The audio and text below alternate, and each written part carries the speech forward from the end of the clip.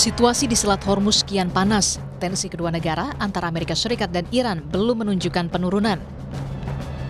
Angkatan Laut Iran mencegat 2 kapal, yakni kapal Francesca yang diklaim terafiliasi dengan Israel dan Epaminondas di Selat Hormuz.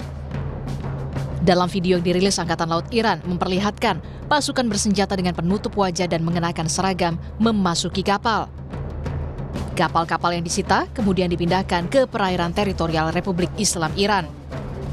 Iran menilai kurangnya itikat baik Amerika dalam negosiasi dan juga blokade yang dilakukan Amerika Serikat di Selat Hormuz menghambat negosiasi. Dalam media sosial pribadinya, Presiden Iran Masoud Pezeshkian menuliskan, Republik Islam Iran menyambut baik dialog dan kesepakatan dan terus melakukannya. Pelanggaran komitmen, blokade, dan ancaman merupakan hambatan utama bagi perundingan yang sesungguhnya. Dunia melihat retorika yang tak ada habisnya dan kontradiksi antara klaim dan tindakan.